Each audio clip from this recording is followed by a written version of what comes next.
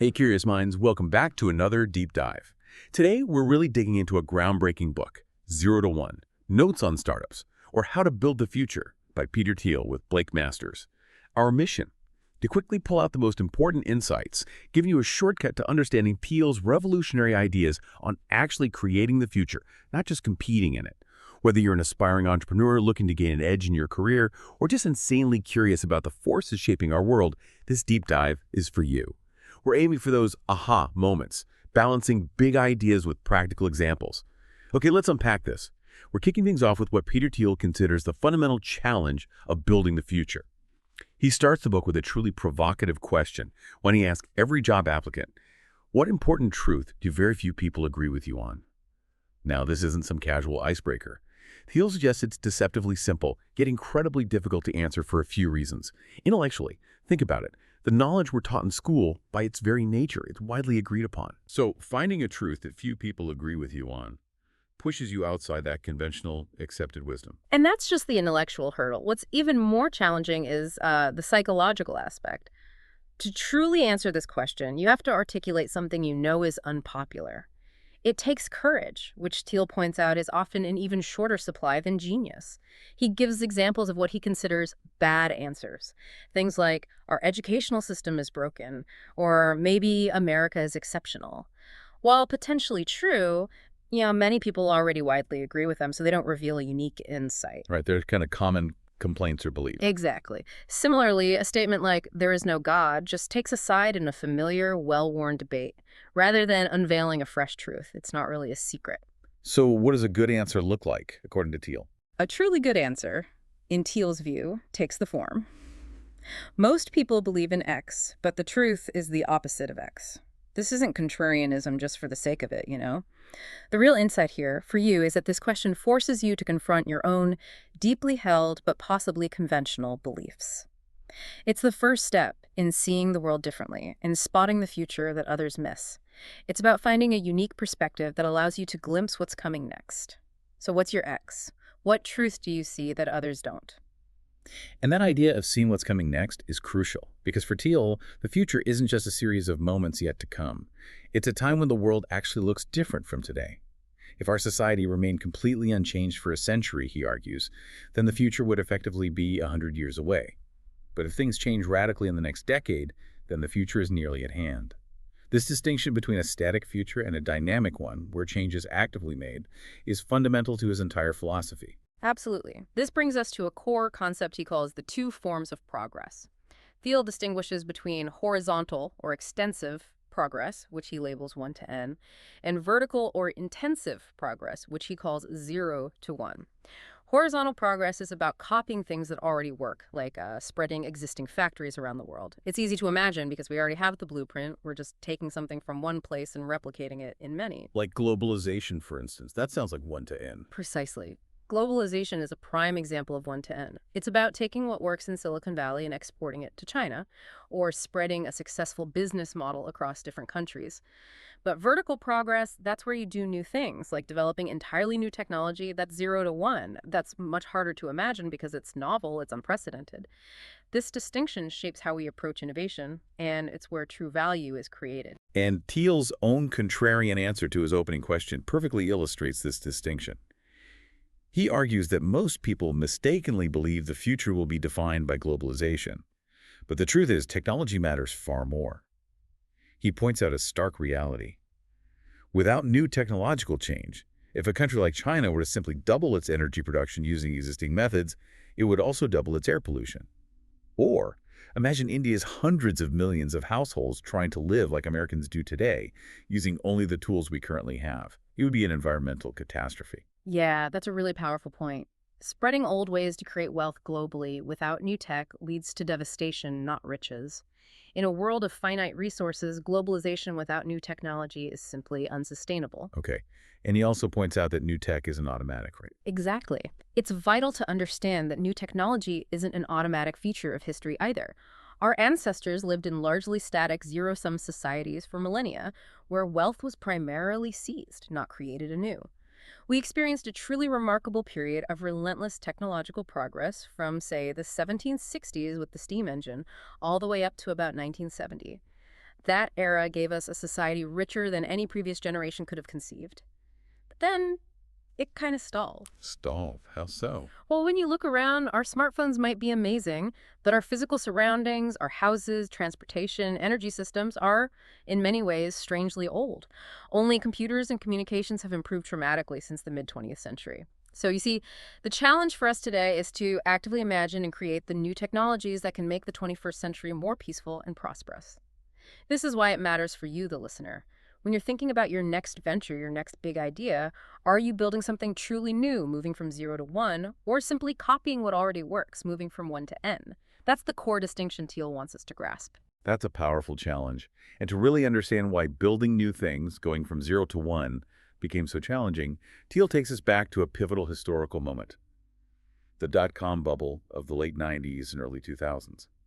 He argues that the lessons learned from that boom and bust actually shaped and often distorted almost all thinking about technology today.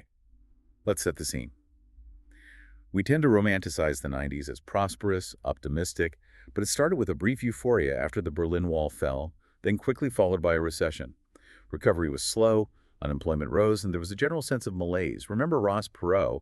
He got almost 20% of the vote in '92, driven by anxiety about globalization and jobs moving overseas. Right, and even Silicon Valley felt sluggish back then. Japan seemed to be winning the semiconductor war, and the internet hadn't really taken off yet. There were commercial restrictions, lack of user-friendly browsers. Until Netscape came along. Exactly. This global backdrop is absolutely crucial. When Netscape, with its Navigator browser, went public in August '95, despite being unprofitable, its stock just shot up, from $28 to $174 in 5 months. Other companies like Yahoo and Amazon saw their valuations quadruple, almost overnight. Wow. The skepticism about these valuations was understandable. In December '96, Fed Chairman Alan Greenspan famously warned of irrational exuberance. But Thiel counters that maybe tech investors weren't so irrational after all, considering the broader global context. The rest of the world was struggling. You had the East Asian financial crisis hit in July '97, crippling economies like Thailand, Indonesia, South Korea. Then the Russian ruble crisis in August '98. Russia defaulted on debt, which triggered the massive long-term capital management hedge fund bailout by the Fed. Right, I remember that. Yeah. LTCM. Yeah. Even the euro, launched in January '99, had a rocky start, sinking significantly within 2 years. So against this challenging global backdrop where traditional economies seem to be faltering, the internet, with its promise of a new economy, truly seemed like the only big way forward for the future to be better. That set the stage for the dot-com mania, which was intense but surprisingly short. Just 18 months, from about September '98 to March 2000. Yeah, it was a full-blown Silicon Valley gold rush. Money was everywhere, attracting all kinds of enthusiastic, sometimes kind of sketchy people. Every week, new startups threw lavish launch parties. You heard stories of paper millionaires trying to pay $1,000 dinner bills with shares of their startup stock, and sometimes, astonishingly, it even worked. That's crazy. Totally. People were leaving well-paying jobs in droves to found or join these ventures. Thiel himself recounts knowing a 40-something grad student running 6 different companies simultaneously in '99. 6 companies. 6. Normally, that sounds completely insane, right? But in that era, it was seen as a winning strategy. Companies seemed to embrace an anti-business model, actually losing money as they grew. But as Thiel puts it, it was hard to blame people for dancing when the music was playing because irrationality was rational. Simply appending .com to your company name could double your valuation overnight. Wow. And Thiel lived through this running PayPal. Yeah, his personal experience running PayPal during this mania really brings this period to life. He describes being scared out of his wits in late '99, not because he lacked belief in PayPal, but because everyone else seemed ready to believe anything. PayPal had this truly grandiose mission to create a new internet currency to replace the US dollar. Their first product, beaming money between Palm Pilots, was actually voted one of the 10 worst business ideas of 1999. And for good reason. Palm Pilots were too exotic, the market wasn't there. They pivoted to email payments, which worked okay, but growth was slow and expenses mounted. To attract users, they resorted to this unsustainable strategy, paying new customers $10 for joining and another $10 for every referral. Paying people to sign up. Yep. This did give them hundreds of thousands of users and an exponential growth rate, but it also created an exponentially growing cost structure. They were bleeding money. An utterly unsustainable model, you'd imagine. And Thiel knew it. He understood they needed more funding, and he had a strong sense the boom was going to end, and soon. So they moved fast. The Wall Street Journal ran a story in February 2000 hyping PayPal's viral growth, suggesting it was worth $500 million. The very next month, they managed to raise $100 million in funding. Can you believe one South Korean firm even wired $5 million without any prior negotiation or documents? Just based on the hype. Incredible. And the timing was just unbelievable. The bubble, almost poetically, finally popped just as they closed that deal.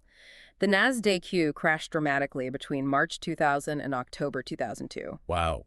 Close call. Extremely close. And this market collapse was widely interpreted as a judgment against the technological optimism of the 90s. The era of cornucopian hope was declared over. And critically, Thiel notes that everyone learned to treat the future as fundamentally indefinite, dismissing anyone with plans that stretch beyond quarters, let alone years. Globalization, with its promise of spreading existing wealth, replaced technology as the new hope. What's particularly insightful here is how Thiel dissects the lessons learned from this period. These became widely accepted dogma in the startup world, but he argues the opposite principles are probably more correct, even essential for true innovation. Now, this is where it gets really interesting because these lessons became absolute conventional wisdom, almost gospel in Silicon Valley. The first dogma, make incremental advances. The idea was grand visions inflated the bubble, so humility and small steps were the only safe path forward. Right. Be small, don't be bold. Thiel's audacious opposite. It is better to risk boldness than triviality. The second dogma. Stay lean and flexible. Don't plan, just iterate and experiment. Adapt. Thiel's counter to that. A bad plan is better than no plan. He believes in having a direction. Third, improve on the competition. Don't try to create new markets prematurely, just improve existing products slightly. Thiel argues the opposite. Competitive markets destroy profits. Avoid competition if you can. And finally, the fourth dogma. Focus on product, not sales. The notion was if your product is good enough, it sells itself. Advertising is wasteful. Thiel's definitive opposite. Sales matters just as much as product. You have to sell it. These dogmas, born from a reaction to the bubble's trauma, actually hinder true innovation.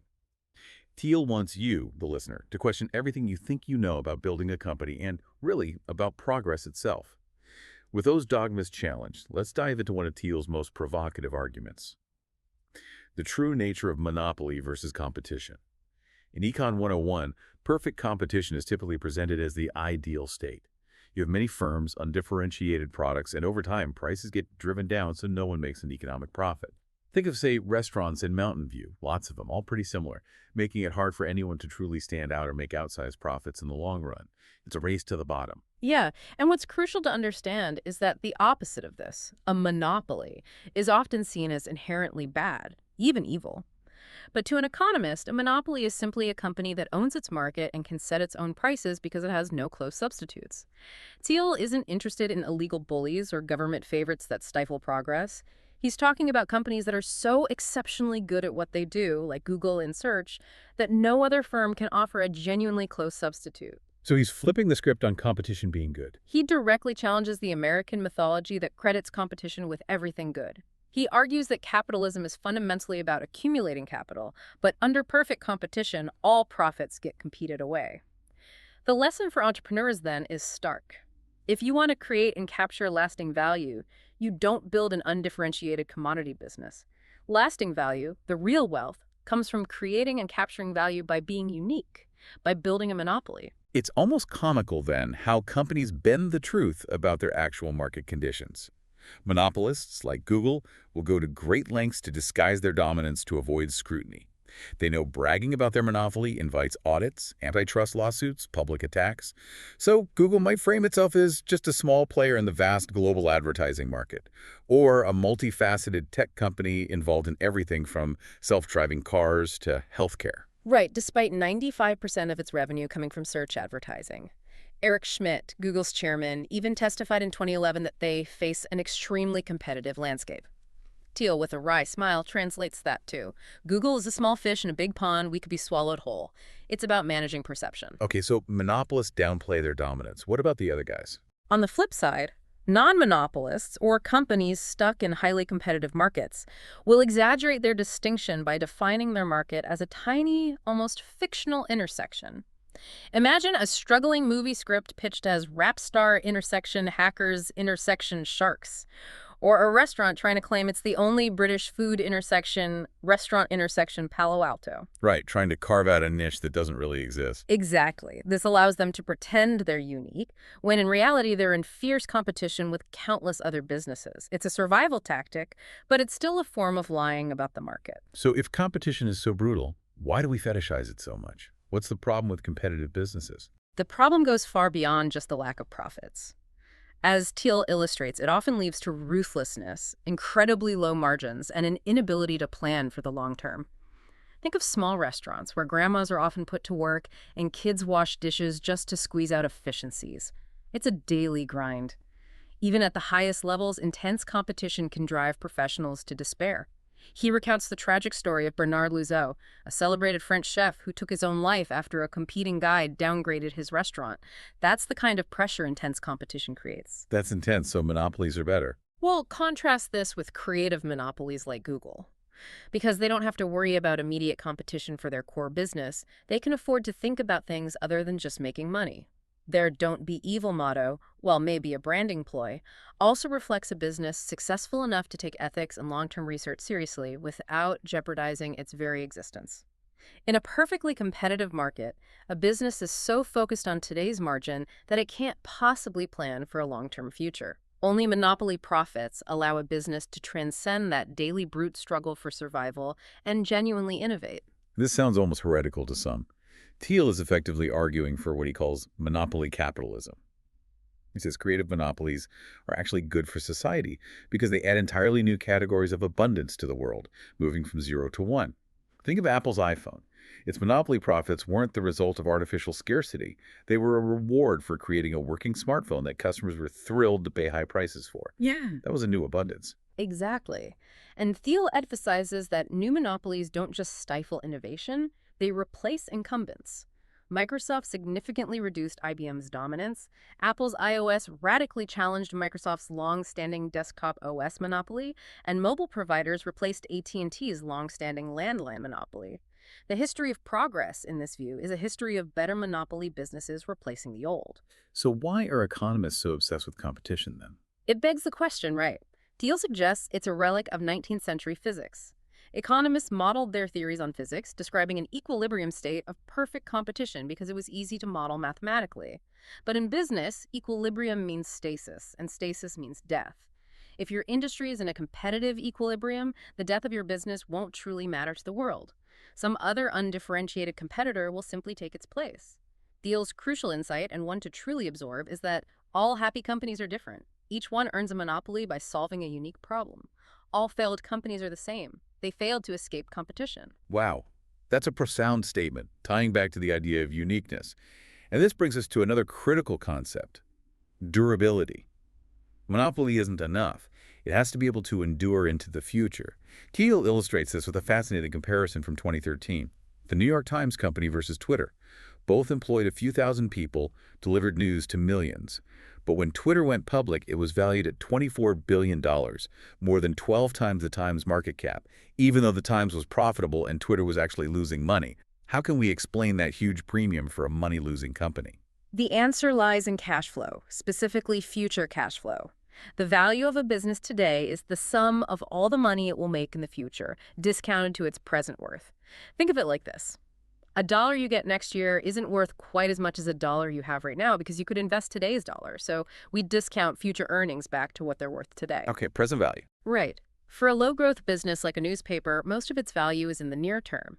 Its profits are likely to be competed away by close substitutes. Nightclubs and restaurants are even more extreme examples. Their cash flows probably dwindle quickly as customers move to newer, trendier alternatives. Technology companies, however, often follow the opposite trajectory. They frequently lose money for the first few years as they build something truly valuable, meaning most of their value will come 10 to 15 years or even further in the future. It's a bet on sustained future growth. Thiel uses PayPal as a prime example. In March 2001, it hadn't yet made a profit, but its revenues were growing 100% year over year.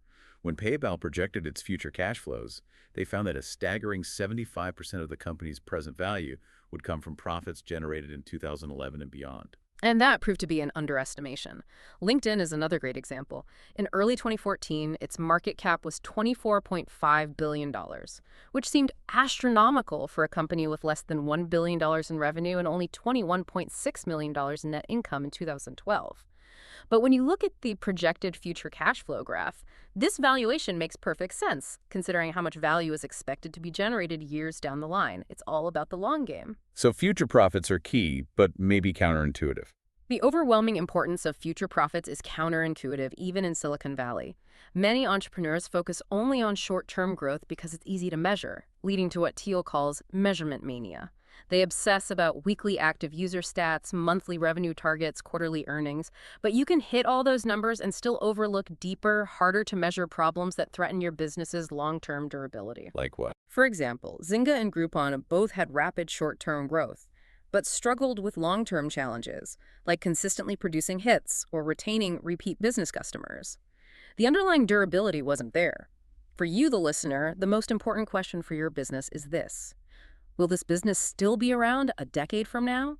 This requires critical thinking about qualitative characteristics, not just raw numbers on a spreadsheet. So if durability is key, how do you actually build a business that will last? Thiel identifies 4 qualitative characteristics that define a durable monopoly. He's clear there's no shortcut to achieving a monopoly, but these characteristics provide a powerful framework for thinking about how to make your business enduring. The first is proprietary technology. Right. Proprietary technology is arguably the most substantive advantage because it makes your product incredibly difficult or even impossible to replicate.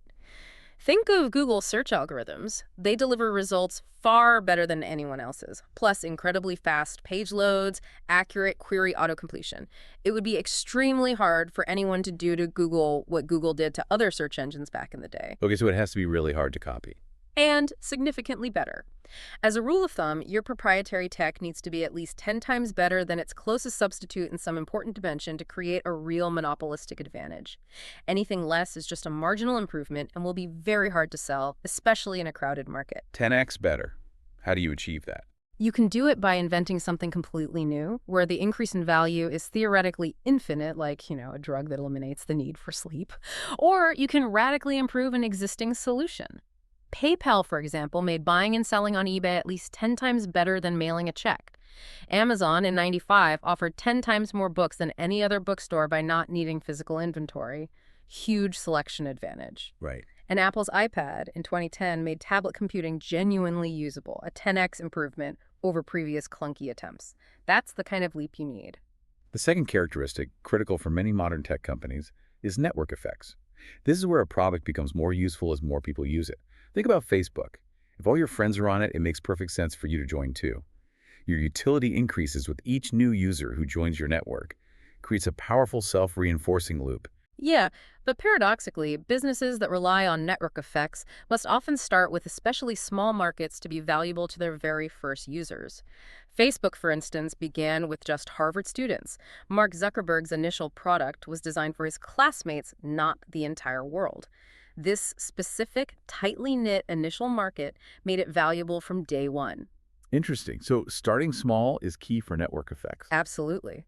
This is why MBA types, often trained to look for large addressable markets, frequently miss early opportunities in this space because the initial markets can seem too small to be viable business opportunities. Contrast this with early attempts at two-way communication networks, like Project Xanadu in the 60s, which required everyone to join at once and ultimately failed precisely because it lacked that initial small, valuable network. Third, we have economies of scale. This is pretty straightforward. A monopoly business gets stronger and more efficient as it gets bigger. The fixed costs of creating a product like engineering, management, office space can be spread out over an ever-increasing quantity of sales. Right. Software startups in particular can enjoy dramatic economies of scale because the marginal cost of producing another copy of their product is almost zero. Once you've written the code, duplicating it costs next to nothing. So software is inherently scalable. Very much so. This stands in stark contrast to many other businesses, especially service businesses like yoga studios or barbershops, which gain only limited advantages as they grow. They can hire more instructors or open more locations, but their margins remain fairly low, and they never reach a point where a core group of talented people can serve millions of clients, like software engineers can. A good startup, therefore, should have the potential for great scale built into its first design. Twitter, for example, with over 250 million users, doesn't need to add many customized features to keep acquiring more. Its potential for scale was built in. This connects directly to you, the aspiring builder. When you're designing your business, is its potential for enormous, effortless scale built into its very foundation? And the fourth characteristic, perhaps the most visible one, is branding. A company essentially has a monopoly on its own brand, right? Yeah. So creating a strong brand is a powerful way to claim and reinforce a monopoly. Apple, of course, is the prime example of a strong tech brand today. From the sleek design of their products in stores to their omnipresent advertising and premium pricing, everything contributes to the perception that Apple offers products so good they're in a category of their own. It's almost a religious devotion for some customers. Mm-hmm. But Apple's strong brand isn't just smoke and mirrors. It's built on underlying substance. They have a complex suite of proprietary technologies, both hardware and software. They manufacture products at a scale large enough to dominate pricing for materials they buy. That's scale. And they enjoy strong network effects from their content ecosystem developers, creating apps because users are there, users staying because apps are there. These other monopolistic advantages are less obvious than Apple's sparkling brand, but they are the fundamentals that allow the branding to effectively reinforce Apple's monopoly. So branding needs substance underneath it. Absolutely. The warning here is that building a brand without substance is dangerous. Think of Marissa Mayer's attempts to revive Yahoo by making it cool again with logo overhauls and acquisitions like Tumblr. But without new products that created 10x improvements or other underlying advantages, branding alone didn't work. It was a cosmetic fix without a structural change. So how do you combine these powerful characteristics into a winning strategy?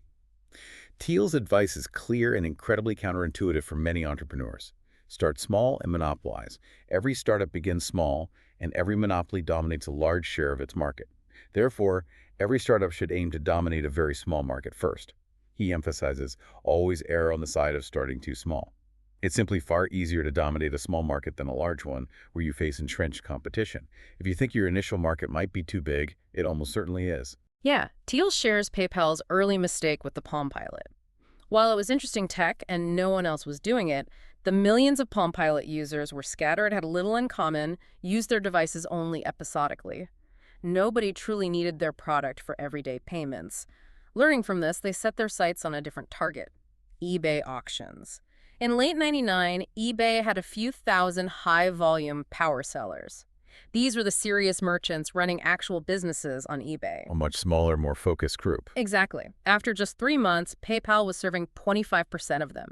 It was far easier to reach a few thousand people who desperately needed their solution than to compete for the attention of millions of scattered individuals. This is why Thiel calls it a red flag when entrepreneurs aim for 1% of a $100 billion market. Large markets usually lack a good starting point or are already too competitive for a nascent startup. Find your niche first. Okay, dominate a niche, then what? Once you create and dominate a niche market, the next step, according to Thiel, is to scale up deliberately into related and slightly broader markets. Amazon is a masterful example of this disciplined process. Jeff Bezos envisioned dominating all of online retail, but he very deliberately started with books. There were millions of books to catalog. They all had roughly the same shape, were easy to ship, and even rare books could draw enthusiastic customers. Smart starting point. Very. Amazon became the dominant solution for anyone seeking something unusual or living far from a bookstore. Then they expanded to adjacent markets like CDs, videos, software, gradually adding categories until it became the world's general store, a name that brilliantly captured their patient, deliberate scaling strategy. eBay followed a similar path, starting with niche markets like Beanie Baby obsessives before expanding organically to other collectibles and then broader goods. So scale sequentially. What about disruption? That's a huge buzzword. Yeah, Silicon Valley is utterly obsessed with disruption, which originally described how a firm uses new tech to introduce a low-end product at low prices, then improves it over time to overtake incumbents. Think PCs disrupting mainframes. But Thiel argues against the popular notion of disruption, suggesting it's often inherently competitive and focuses on attacking existing players. Instead of directly challenging incumbents in a negative-sum game, he advocates for expanding the market.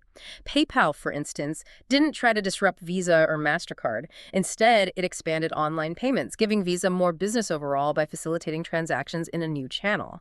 So it wasn't a zero-sum game. Exactly. This is fundamentally different from, say, Napster's negative-sum fight against the recording industry. Here's where it gets really interesting for you. Avoid competition where possible. Don't disrupt. Create entirely new markets. That's the path from 0 to 1. So if we accept that building a monopoly from 0 to 1 is the goal, how do you even begin to achieve that? Thiel argues it all starts with a specific way of thinking about the future itself. And that leads him to tackle one of the most contentious debates in business. Is success due to luck or skill? You often hear incredibly successful people like Malcolm Gladwell, Warren Buffett, Jeff Bezos, Bill Gates, attributing their achievements to a patchwork of lucky breaks or being born with certain advantages. It sounds humble, but it raises questions. Yet, then you have the phenomena of serial entrepreneurship. People like Steve Jobs, Jack Dorsey, Elon Musk, they've built multiple multi-million or multi-billion-dollar companies. If success were mostly a matter of random luck, these individuals probably wouldn't exist, let alone repeat their triumphs. Good. There's no scientific way to truly settle this debate, of course, because companies aren't controlled experiments. Every company starts in unique circumstances, only happens once. However, prior generations, from Ralph Waldo Emerson to Roald Amundsen, the polar explorer, believed deeply in making their own luck through hard work and meticulous preparation. Amundsen, first to reach the South Pole, famously wrote, "Victory awaits him who has everything in order luck," people call it. Them. The critical question isn't about past luck, but about your future. Can you control it? And that's the pivot point. Can you control your future? Thiel distinguishes between two fundamental attitudes towards the future: a definite view or an indefinite view. If you treat the future as something definite, it makes sense to understand it in advance and work strategically to shape it. But if you expect an indefinite future, ruled by randomness and forces beyond your control, you'll give up on trying to master it. Right. And Thiel argues that indefinite attitudes explain what's most dysfunctional in our world today, leading to a mindset where process trumps substance. People lack concrete plans, so they just assemble a portfolio of options, like students endlessly curating resumes to appear omnicompetent for a completely unknowable future, essentially preparing for nothing in particular. It's a diffuse, directionless approach. Keeping options open, but maybe too open. Exactly. This brings us to Thiel's fascinating 2x2 matrix of future attitudes. You have optimism versus pessimism on one axis, and definite versus indefinite on the other. First, indefinite pessimism. This describes much of Europe today, he argues. They foresee a bleak future, they have no clear idea what to do, so they mostly react to events, hoping things don't get worse. There's a pervasive sense of resignation, often indulging in what Thiel calls vacation mania, a desire to escape rather than build. Okay, indefinite pessimism, what's next? Then there's definite pessimism, which he attributes to China. They also foresee a bleak future, but it's a knowable one, leading to intense preparation.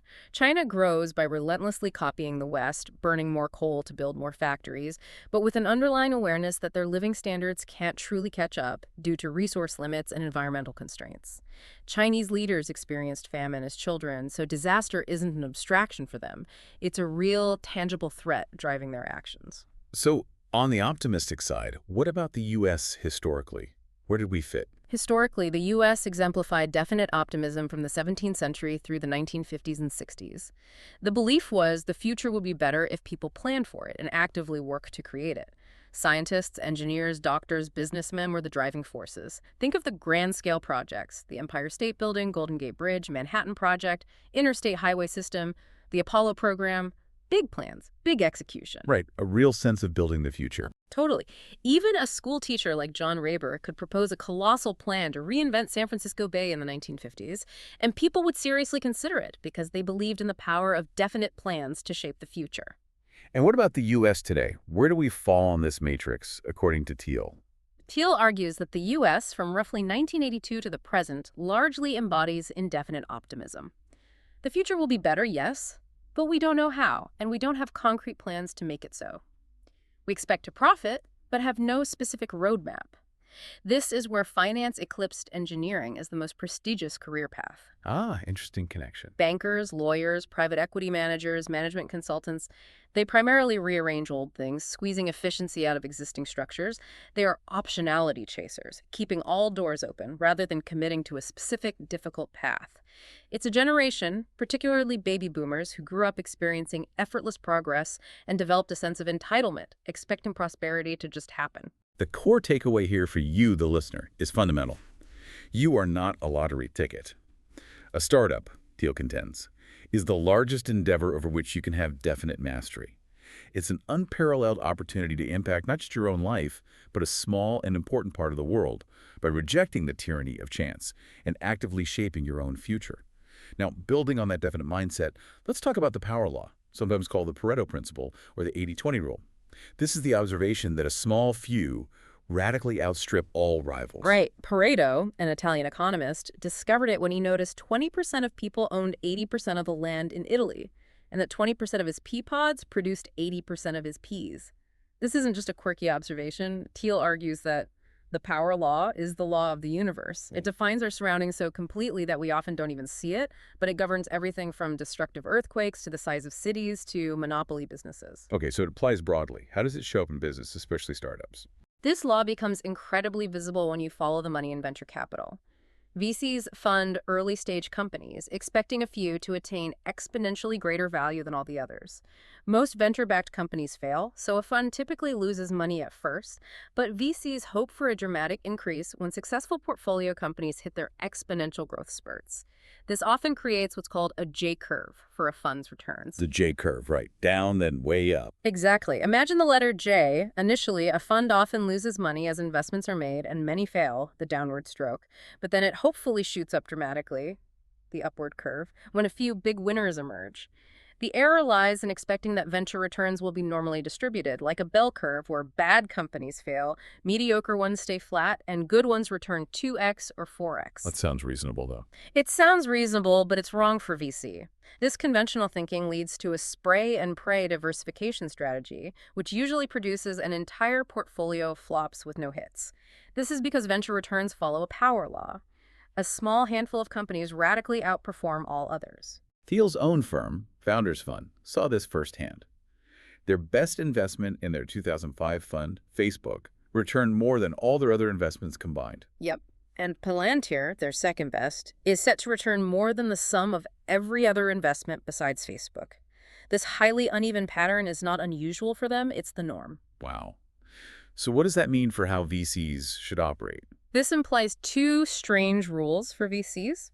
First, only invest in companies with the potential to return the entire fund's value, just one company paying back the whole fund. That's an incredibly high bar. It is. This single rule immediately eliminates the vast majority of possible investments. Second, because that first rule is so incredibly restrictive, there can't be any other rules beyond it. You can't afford to be picky about anything else if you're chasing that one exponential winner. Makes sense if the returns are that skewed. Consider Andreessen Horowitz's investment in Instagram. They invested $250,000 in 2010, and when Facebook bought Instagram 2 years later for $1 billion, Andreessen netted $78 million, a phenomenal 312x return. But for a $1.5 billion fund, they would need 19 Instagrams just to break even if they only wrote small checks like that. That's just not feasible. Right. The math doesn't work with small checks. Exactly.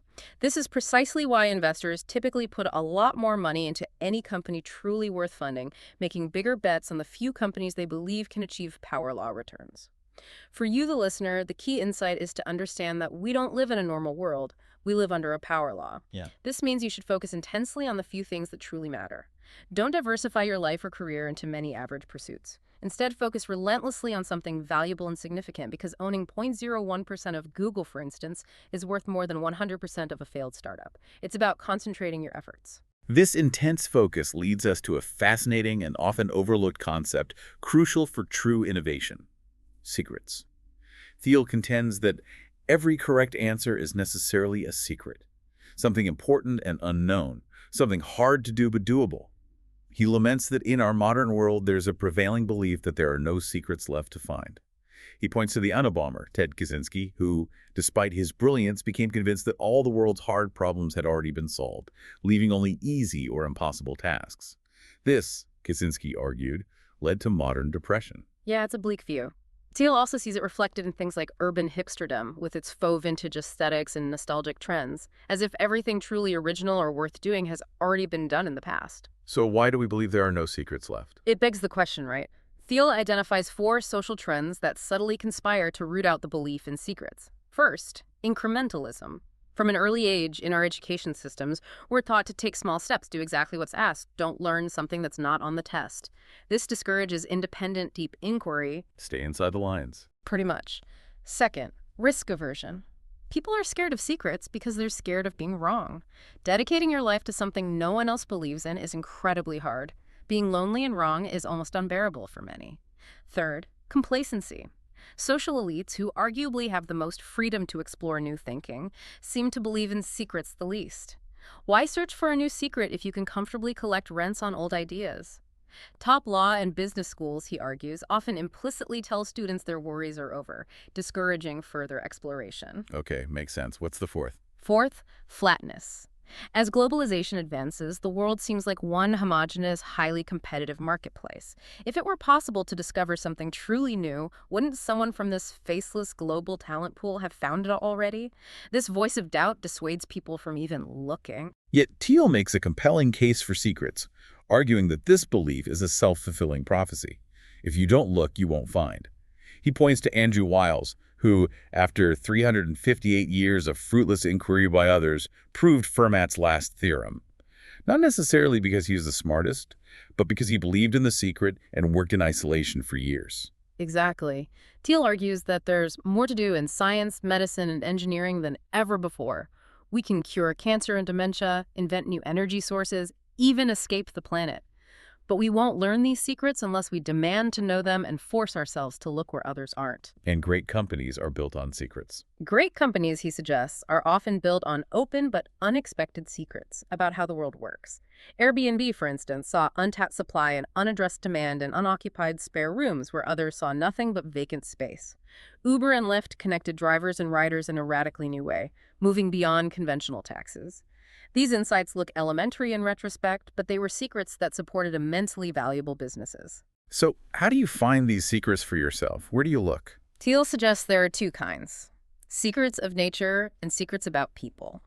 Natural secrets are undiscovered aspects of the physical world, physics, biology, that kind of thing. Secrets about people are different. They are things people don't know about themselves or things they hide because they don't want others to know or discuss. Okay, nature and people. So when thinking about what kind of company to build, you can ask, what secrets is nature not telling you? And what secrets are people not telling you? Sometimes looking for both leads to the same truth. Revisit the monopoly secret. Competition and capitalism are opposites. You can discover this empirically by studying corporate profits, nature, or you can take the human approach and ask, what are people running companies not allowed to say? People. You'd quickly notice monopolists downplay their status while competitors exaggerate uniqueness. So where's the best place to look? The best place to look, then, is where no one else is looking. Consider fields that matter but haven't been standardized or fully explored, like human nutrition. It's obviously important, but it's not like a major at Harvard. Most studies are flawed. We still arguably know more about distant stars than our own bodies. Look off the beaten path. And once you find a secret, what then? What do you do with it? Thiel says it depends on the secret. Some are more dangerous than others. Unless you have perfectly conventional beliefs, it's rarely a good idea to tell everybody everything that you know. Keep it quiet. To some extent. The golden mean, he suggests, is a company.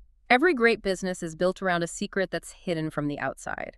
A great company is a conspiracy to change the world. When you share your secret within the company, the recipient becomes a fellow conspirator dedicated to that shared unique truth. A conspiracy to change the world. I like that.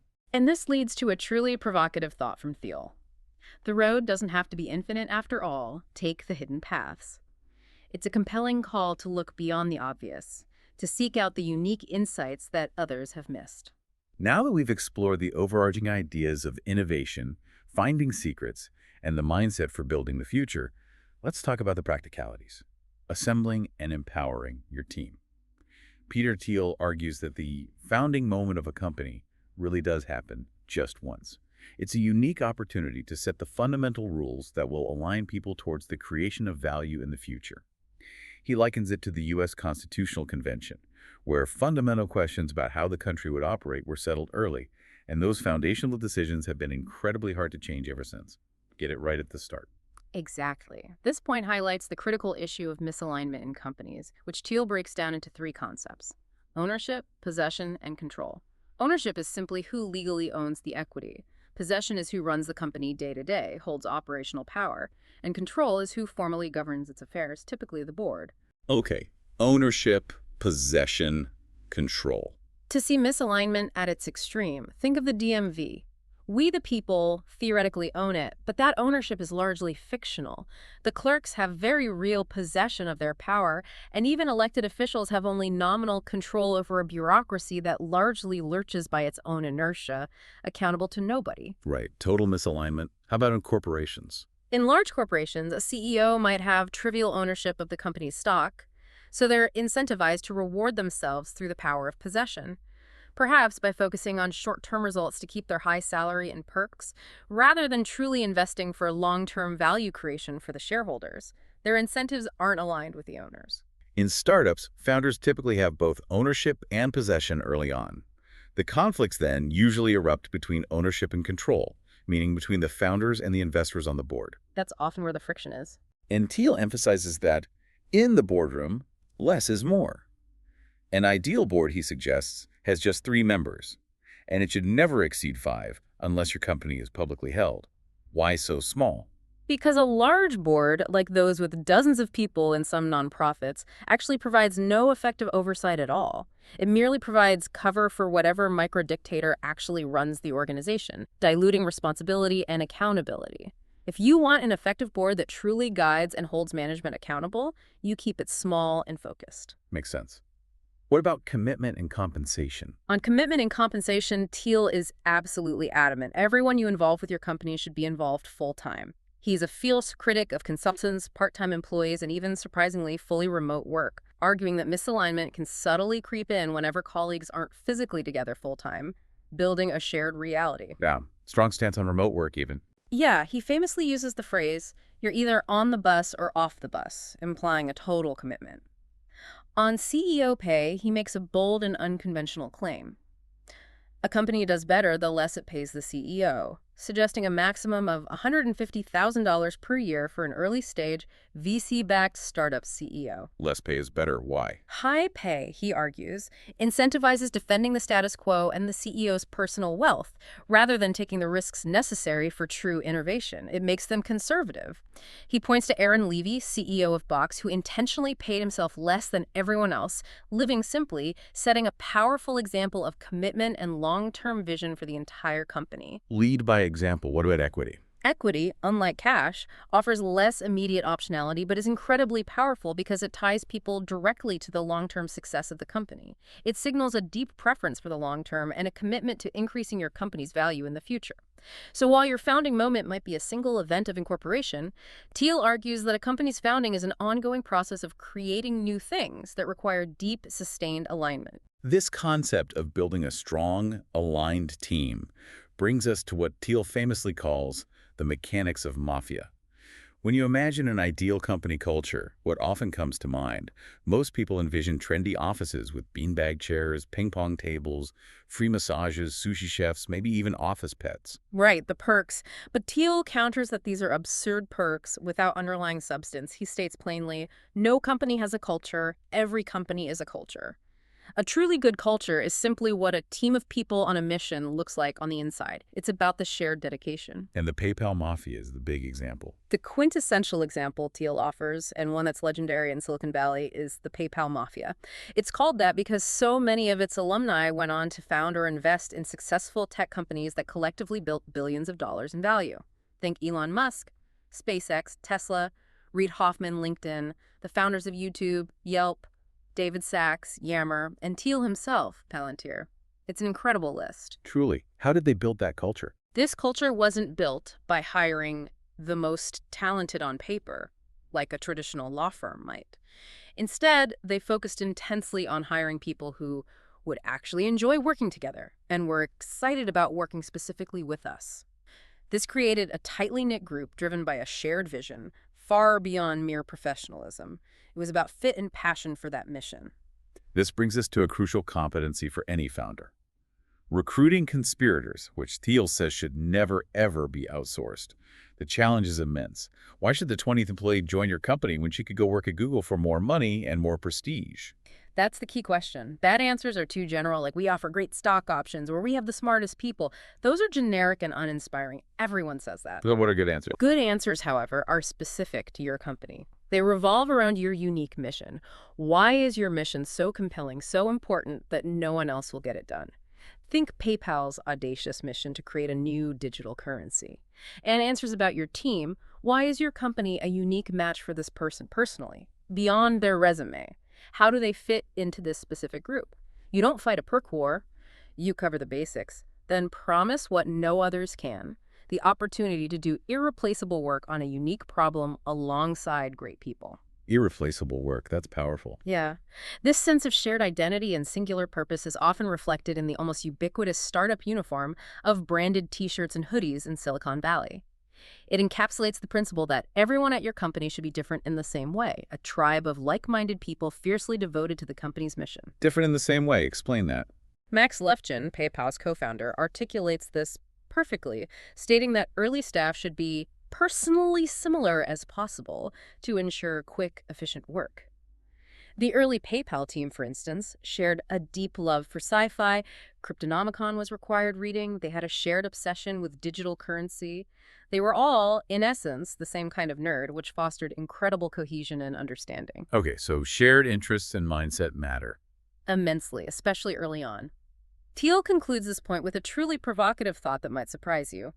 The best startups are like slightly less extreme kinds of cults. Cults. That's a strong word. It is, but he means people at a successful startup are fanatically right about something those outside it have missed, and this shared, almost cult-like belief allows them to uncover secrets that consultants with their detached objectivity simply can't find. It's about intense shared belief. Now, let's turn our attention to an area often profoundly underestimated in the startup world, particularly by engineers: mastering the art of building and selling. Silicon Valley, as Thiel observes, tends to embrace what he calls the field of dreams conceit. If you build it, they will come. Right, this magical thinking about product, but Thiel's quick to point out, customers will not come just because you build it. You have to make that happen, and it's harder than it looks. He even humorously uses an anecdote from The Hitchhiker's Guide to the Galaxy, where the salespeople are suddenly eliminated from the planet, highlighting the prevailing engineer's bias against distribution, almost as if it's a dirty word. Yeah, engineers often think sales is less important. Exactly. The scale of the sales industry really puts this bias into perspective. It's a staggering $450 billion in annual revenue, employing 3.2 million Americans. Sales is huge. Yet nerds in Silicon Valley are often deeply skeptical of advertising, marketing, sales, viewing them as superficial, irrational, or even manipulative. But it works, right? But, as Thiel argues, advertising matters because it works. It works on nerds and it works on you. Its purpose isn't necessarily immediate purchase, but embedding subtle impressions, creating a narrative that drives sales later on. Sales, he contends, is largely hidden. All salesmen are actors. Their priority is persuasion, not sincerity. Good sales look effortless because they're so well hidden, like Tom Sawyer brilliantly convincing his friends to whitewash a fence for him and astonishingly even pay him for the privilege. Ah, great example. Sales ability, Thiel argues, distinguishes superstars from also-rans in virtually every career, from Wall Street dealmakers and law firm rainmakers to self-promoting academics. Even physics research, Thiel maintains, relies on persuasion to secure grants and publish findings, selling ideas. This is why Thiel asserts, if you've invented something new but you haven't invented an effective way to sell it, you have a bad business no matter how good the product. To be effective, your customer lifetime value, or CLV, the total revenue you expect from a customer, must always exceed your customer acquisition cost, or CAC, what it costs you to get that customer. Simple math, but crucial. If you spend $100 to acquire a customer, but they only ever buy $50 worth of product, you're losing money fast. He then maps out different distribution methods on a continuum based on the product's price because the price point dictates the sales approach. Okay, walk us through that continuum. At the highest end are complex sales, for products costing 7 figures or more. These require months or even years of close personal attention from a dedicated sales team. Box, for example, started by selling cloud storage to small groups within large organizations like the Stanford Sleep Clinic before scaling to university-wide adoption. This involved building deep, trust-based relationships over a long sales cycle. Got it. Big ticket, big effort. Then you have personal sales for products costing maybe a few thousands of dollars. ZocDoc, which helps people book medical appointments, charges doctors a few $100s a month. This requires many salespeople making individual calls. Interestingly, these sales also made the product more valuable to consumers, reinforcing a network effect as more doctors join. Okay, what about the middle ground? Then there's the distribution doldrums. A dead zone for products typically priced around $1,000, like specialized software for convenience store inventory management. Advertising is often too broad for such a niche product, and personal sales are too expensive for the price point. This is why many small businesses don't use powerful tools taken for granted by larger firms. The economics of distribution simply don't work out. Tough spot. For relatively low-priced products with mass appeal, there's marketing and advertising. Think Warby Parker's $100 eyeglasses using traditional TV advertising as a great big megaphone to reach a broad audience. Right. Thiel shares PayPal's early failed ad campaign with James Doohan, Scotty from Star Trek, versus Priceline.com's massive success with William Shatner, Captain Kirk, once they were a major established player. This perfectly illustrates that early-stage startups simply can't match big companies' advertising budgets. They need a different approach initially. And the final method. Finally, there's viral marketing, often the cheapest and fastest method, where a product's core functionality intrinsically encourages users to invite others, creating exponential growth. Facebook's the classic example. PayPal's initial $10 sign-up, $10 referral strategy, leading to 7% daily growth, is another prime example, though unsustainable. More strategically, they focused on eBay power sellers, a niche with high transaction velocity, making them the last mover in the whole market by capturing these critical, high-volume users who spread the word. So there's a power law here, too. The key here is what Thiel calls the power law of distribution. For any given business, one of these methods is likely to be far more powerful and effective than any other. Find that one channel that really works. Most businesses fail because they get zero distribution channels to work, meaning poor sales rather than a bad product is the most common cause of failure. For you, the listener, the takeaway is stark and incredibly practical. Everybody sells, no matter whether you're an employee, a founder, or an investor. It's true, even if your company consists of just you and your computer. Look around. If you don't see any salespeople, you're the salesperson. Your success depends on mastering this skill.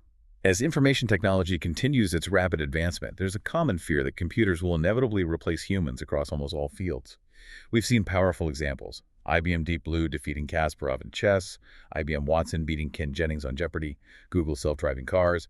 Many naturally wonder, will a machine replace me? It's a valid fear, but Thiel strongly argues that computers are complements for humans, not substitutes. This is a fundamental distinction. He draws this from globalization, where other humans, especially low-cost labor, often mean substitution, competing for jobs in a flat world. Technology with better computers means complementarity. Humans and computers are fundamentally different. How so? Different strengths. Exactly. Computers excel at efficient data processing, brute force calculation, pattern recognition in massive data sets, but they struggle with basic judgments, nuance, true understanding. Humans, on the other hand, have intentionality, creativity, make decisions in complex, ambiguous situations, but struggle with enormous amounts of data. Consider Google's supercomputer learning to identify a cat with 75% accuracy after scanning 10 million YouTube thumbnails. An average 4-year-old does it flawlessly, instantly. Good comparison. When a cheap laptop can beat the smartest mathematicians at some tasks, but a supercomputer with 16,000 CPUs can't beat a child at others, it's clear humans and computers are categorically different. Computers are powerful tools, not rivals. And unlike people, computers don't yearn for luxuries or resources beyond electricity. When we design new computer tech to solve problems, we gain efficiencies without competition for resources. Technology is the one way to escape competition. Computers are complements. This complementarity isn't just a macro-scale fact. It's the path to building truly great businesses. Thiel learned this firsthand at PayPal. In mid-2000, they faced massive credit card fraud, losing millions monthly. Initial attempts at full automation failed because human thieves quickly adapted to the computer's patterns. Right, the fraudsters learned the algorithms. So, Max Levchin, PayPal's co-founder, then developed a hybrid approach, which they affectionately called Igor. This system used computers to flag suspicious transactions on a well-designed UI, and then human operators made the final judgment calls. This man-machine symbiosis allowed PayPal to finally turn its first quarterly profit. Humans plus computers worked best. And this led to Palantir. This successful model directly led to the founding of Palantir, where Thiel and his co-founders extended this human-computer hybrid to identify terrorist networks and financial fraud. Palantir's software helps human analysts find IEDs, prosecute insider trading, fight child pornography, detect fraud. It's not about replacing humans, but empowering them. LinkedIn also didn't try to replace human recruiters. Instead, its powerful search and filtering functionality transformed their jobs, making them far more efficient and effective. Complementarity again. Yet the perception is often replacement, isn't it? Yet the ideology of computer science often biases towards substitution. Terms like machine learning and big data evoke imagery of replacement, of computers doing everything themselves. Computers can indeed find patterns that elude humans, like Netflix recommendations or Google Translate, but as Thiel points out, big data is usually dumb data. Computers can find correlations, but they lack the human judgment needed for actionable insights, for understanding why a pattern exists. They find the what, but not the why. Precisely. Thiel argues that the most valuable companies in the future won't ask what problems can be solved with computers alone. Instead, they'll ask, how can computers help humans solve hard problems? For you, the listener, the key is not to fear strong AI in the distant 22nd century, but to focus on making definite plans today to build a vastly better world by finding new, innovative ways to use computers as complements to human intelligence. Now, let's explore a big, real-world example of both failure and success that vividly illustrates Thiel's principles. The clean tech bubble of the early 2000s. Despite what was widely considered conventional wisdom, that this had to be the next big thing, given concerns over smog, pollution, climate change, Al Gore's urgency, it was a massive, expensive flop. Huge flop. Investors poured over $50 billion into thousands of clean tech companies, but most met disastrous ends.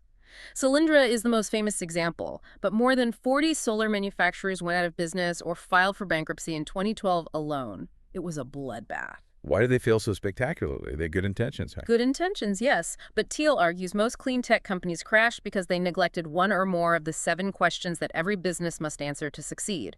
If you don't have good answers, you'll fail. Let's look at clean tech's losing scorecard. For engineering, they rarely produced 2x, let alone 10x improvements. Cylindrical cells were inherently less efficient than flat ones, hard to recover from that. Not the 10x advantage. Yeah. Okay. For timing, entrepreneurs believed it was the appointed hour, but solar efficiency had improved slowly, linearly, unlike Moore's law for microprocessors. The tech just wasn't ready for mass adoption at the right price point. On the monopoly question, the lure of trillion-dollar markets meant ruthless, bloody competition, not opportunity. Companies exaggerated their uniqueness, but they were all competing in a fierce commodity space. No monopolies. So big market meant big competition. Exactly. For people, many failed clean tech companies were run by shockingly non-technical teams, what Thiel calls salesman executives. Good at raising capital, but bad at building products. Thiel's red flag. Clean tech executives wearing suits and ties to pitch meetings. Wrong culture signal. Interesting observation. Distribution was profoundly neglected. Many assumed customers would come automatically for green products because of environmental concerns. This led to failures like Better Place's electric car charging network, built without enough demand. Didn't think about sales. Durability was another flaw. They failed to anticipate relentless competition, particularly from lower-cost Chinese manufacturers who commoditize solar panels, and market changes like fracking, making fossil fuels cheaper. They weren't built to last. Didn't see the threats coming. And finally, for the secret question, they justified themselves with conventional truths about the need for a cleaner world. But great companies have secrets, specific reasons for success that other people don't see. Clean tech largely lacked these unique, defensible insights. They were following the herd. But there was a notable shining exception in the clean tech space, Tesla. Thiel highlights Tesla as the counterexample, succeeding precisely by getting the 7 questions right. Absolutely, Tesla nailed it. For technology, Tesla integrated many components into one superior product, the Model S, rated higher than any other car by Consumer Reports. Other car companies even rely on Tesla's components. That's a 10x advantage. Okay, strong tech. In terms of timing, Elon Musk brilliantly saw government subsidies as a one-time-only opportunity, securing a crucial $465 million DOE loan in January 2010 when it was still politically feasible. Perfect timing. For monopolies, Tesla started with a tiny, high-end electric sports car market, the Roadster, then expanded deliberately to luxury sedans, Model S, and now owns that market, positioning for broader expansion. They created their own niche and dominated it. Sequence the market correctly. The team aspect is key. Elon Musk, as the consummate engineer and salesman, assembling staff he famously describes as special forces, highly dedicated, talented people. In distribution, Tesla took it so seriously it owned the entire distribution chain through its own stores, controlling the customer experience and strengthening the brand. Didn't rely on dealers. Full control. Its durability comes from a significant head start, moving faster than anyone else, founder still in charge, coveted brand generating immense loyalty, built to last. And for secrets, Tesla knew a crucial hidden truth. Fashion drove interest in clean tech. They built cars that made drivers look cool, period, not just green. They understood clean tech was even more of a social phenomenon than an environmental imperative, tapping into status and desire. That's a fascinating secret. It wasn't just about being green. Not at all. The macro need for energy solutions is absolutely real, but as Tesla proves, only a firm with a superior solution for a specific energy problem can make money. You must think small to start and find that specific, unique problem. No sector is so important that just being in it guarantees success. You still need to be 0 to 1. Finally, we arrive at what Thiel calls the founder's paradox. It's more powerful, but at the same time more dangerous for a company to be led by a distinctive individual. He illustrates this with the PayPal co-founders. 4 had built bombs in high school, 5 were under 23, 3 had escaped communist countries. Thiel's first conversation with Luke Nosek was about cryonics, hints at unusual traits in successful founders. Yeah, Thiel suggests that while most people's traits follow a normal distribution, clustering in the middle, founders' traits seem to follow an inverse normal distribution. They are often at the extremes. Inverse normal, so more likely to be extreme. Exactly. Founders are often simultaneously insiders and outsiders, attracting both fame and infamy. Think of Sir Richard Branson, natural entrepreneur, cultivated outlandish PR stunts. Or Sean Parker, hacker, outsider, Napster, Facebook founding president, portrayed by Justin Timberlake, becoming almost mythical. Even Lady Gaga cultivates a highly personal extreme brand. Historically, extreme founder figures like Oedipus or Romulus often served as necessary scapegoats, praised in prosperity, blamed for misfortune. This pattern still plays out. And this highly visible success often attracts highly focused attacks. Definitely. Howard Hughes, obsessed with flying, cultivated an eccentric persona, but his later bizarre behavior made him an object of pity and scrutiny. Bill Gates, the awkward nerd who became the wealthiest insider, saw Microsoft's dominance lead to an antitrust lawsuit that ultimately forced him to step down as CEO, contributing to Microsoft's stagnation. His enemies arguably deprived the company of its founder. So being a visible founder is risky. Despite the dangers, Thiel emphasizes the irreplaceable value of a company's founder. Steve Jobs' return to Apple is the prime example. Executives nearly bankrupted it. Jobs returned and, with incredible vision, introduced iPod, iPhone, iPad, making Apple the world's most valuable company. A unique founder can make authoritative decisions, inspire profound loyalty, plan for decades, unlike bureaucracies with short-term horizons. So we need founders, even if they're different. Thiel argues, we need founders. If anything, we should be more tolerant of founders who seem strange or extreme, because we need unusual individuals to lead companies beyond mere incrementalism. But he also offers a cautionary note to founders themselves. Don't overestimate your individual power. A great founder brings out the best work from everybody. Beware of falling for your own myth, thinking you're an Ayn Randian prime mover independent of everyone else. The greatest danger is becoming so certain of your own myth that you lose your mind. #outro. So we've journeyed through Peter Thiel's 0 to 1, from understanding his contrarian vision of innovation to the practicalities of building a successful 0 to 1 company.